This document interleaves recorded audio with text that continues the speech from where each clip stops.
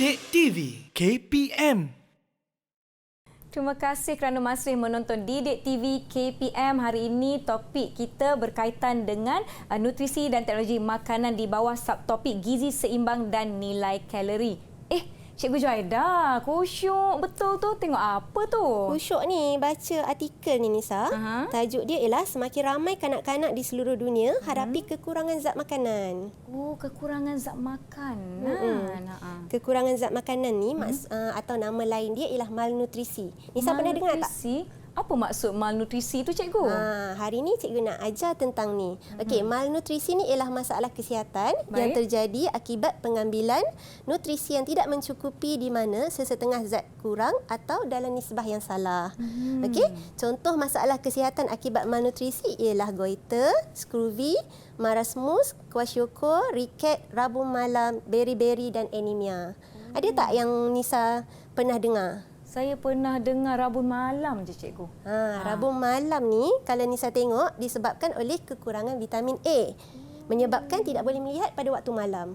Okey, waktu siang dia boleh melihat macam biasa, normal. Okey. Dan kalau kita tengok satu contoh lagi macam goiter tu disebabkan oleh kekurangan zat iodin menyebabkan pembengkakan kelenjar tiroid. Baik. Okey, bila kelenjar tiroid ni bengkak, okey, bahagian leher tu pun akan jadi bengkak juga. Okey. Dan kalau marasmus pernah dengar? Marasmus, yang ini saya tak berapa pasti, cikgu. Okey, marasmus ni disebabkan oleh kekurangan lemak dan otot menyebabkan penurunan berat badan secara mendadak. Okey, baiklah, ni antara contoh penyakit yang boleh disebabkan oleh malnutrisi. Baik. Okey, macam mana kita nak elak malnutrisi ni? Okey, cara dia ialah dengan kita mengambil pemakanan yang mempunyai gizi seimbang.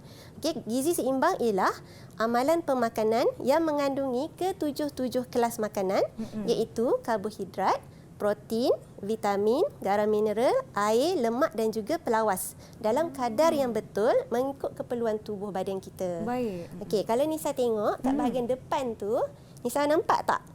Ada pelbagai jenis makanan kan? Betul, cikgu. Okey, kalau Nisa tengok bahagian depan tu ada makanan yang sumber karbohidrat. Ya, karbohidrat mana di sini? Contohnya apa tu? Contoh apa sumber makanan yang mengandungi karbohidrat? Yang ini, cikgu. Yang ini kita ada beras. Contohnya kita kan. ada beras.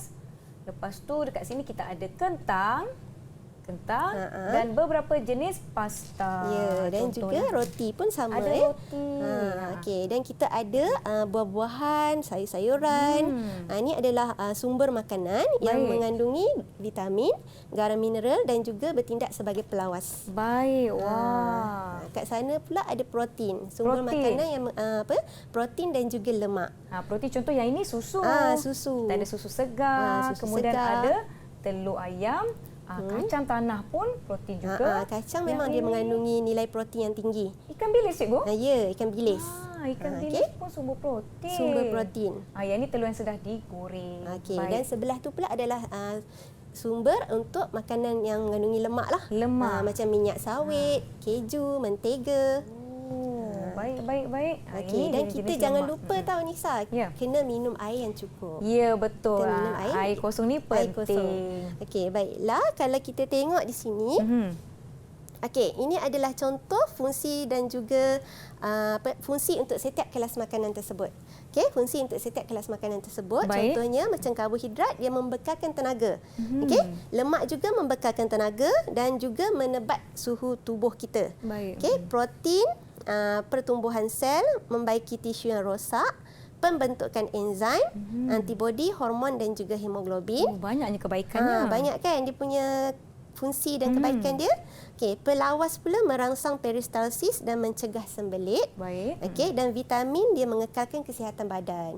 Okey, contohnya kalau dalam sayur-sayuran ada vitamin A. Vitamin A baik untuk apa? Vitamin A baik untuk mata.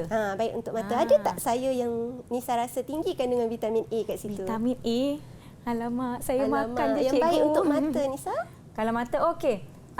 Lobak. Okey, ya, Lobak lobak merah. merah. Betul, Boleh bagi bintang kat Nisa tu. Boleh. Terima kasih cikgu dapat pun bintang. Tapi Dapat kan cikgu, bintang, saya tertanya-tanya, apa pentingnya kita mengambil pelawas dalam pemakanan kita, cikgu? Baiklah.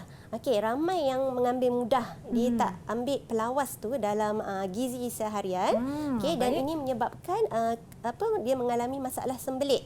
Okey, masalah sembelit enterut tu boleh menyebabkan buasir. Baiklah. Okey.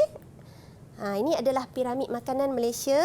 Bermula tahun 2020 kita gunakan piramid makanan yang baru. Kalau sebelum ni yang paling bawah sekali, yang paling banyak kita perlu ambil ialah karbohidrat. Ya. Tapi bermula 2020 yang paling banyak kita perlu ambil ialah vitamin dan mineral. Daripada sumber sayur-sayuran dan buah-buahan. Baik. Okey. Lepas tu diikuti oleh karbohidrat, protein, dan yang paling sedikit ialah lemak, minyak, gula dan garam. Baik. Tak boleh tak ambil langsung, tak boleh. Tapi kita ambil dalam kadar yang sedikit. Baik. Okey. Mengikut konsep pinggan sihat Malaysia. Okey, kat hadapan Nisa tu ada contoh pinggan sihat Malaysia. Yang ini cikgu? Ya betul. Boleh cikgu terangkan dengan lebih lanjut apa konsep pinggan sihat Malaysia ni cikgu? Okey, konsep dia ialah suku-suku separuh. Okey, maksudnya kita ambil bahagian suku tu suku pinggan diisi dengan sumber protein. Baik. Suku lagi diisi dengan karbohidrat. Okey, dan separuh diisi dengan sayur dan juga buah-buahan. Suku separuh. Jangan pula separuh nanti semua yang bergoreng je kan. Itulah. Okey. Kalau Nisa nak beli pinggan, boleh beli pinggan macam tu. Pinggan yang macam ni cikgu? Pinggan macam tu kan. Jadi senang kita nak tahu portion makanan kita. Pinggan ini telah pun ada bahagian-bahagian telah dibahagikan kepada suku separuh. Okey, cuba Nisa cadangkan apa agaknya yang Nisa nak letak dalam pinggan tersebut. Okey, jom. Saya suka ni makan-makan ni. Kalau separuh yang paling banyak mestilah banyak sayur dan buah-buahan. Okey, Nisa suka buah apple. Okey. Nisa suka sayur lobak merah pun sebenarnya kegemaran Nisa juga. Bagus Dan untuk mata buah tu. Pisang. Okey. Pisang pun tinggi kandungan kalium ya. Baik. Mineral. Okey. Kemudian separuh ya. Suku. Suku karbohidrat. Okey. Saya nak letak karbohidrat. Karbohidrat. Suku. Okey. Saya suka makan pasta. Boleh cikgu? Boleh. Saya letak sikit lah ya dalam pinggan saya. Kadang-kadang kita hanya ingat sumber karbohidrat hanya nasi sahaja Ya, kan? betul. Padahal roti, Pasta semua jenis dan pasta.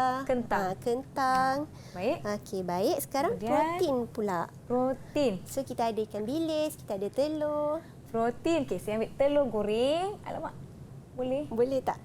Boleh cikgu, tak ada masalah. Kegemaran saya juga ni. Okey. Telur goreng.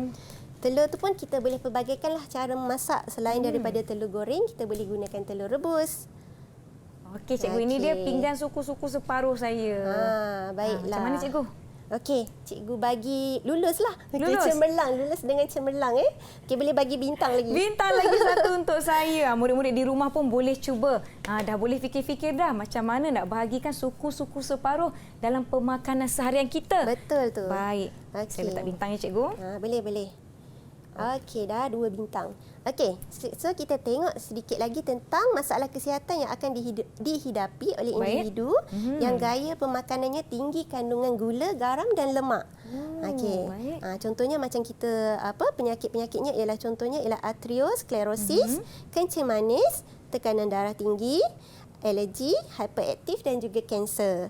Okey, kalau arteriosklerosis tu disebabkan oleh pengerasan dan penebalan dinding arteri disebabkan oleh pengumpulan lemak dan kolesterol okey dalam salur darah kita.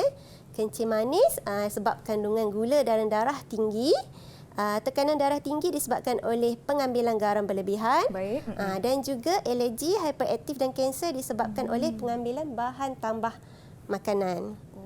Sekarang ni kita dah tahu apakah jenis makanan yang perlu kita kurangkan pengambilannya untuk mengelakkan risiko masalah kesihatan di masa akan datang. Baiklah, sebelum kita teruskan sesi pembelajaran kita, jom kita nak rehat seketika. Jangan ke mana-mana, kembali selepas ini di Didik TV KPM.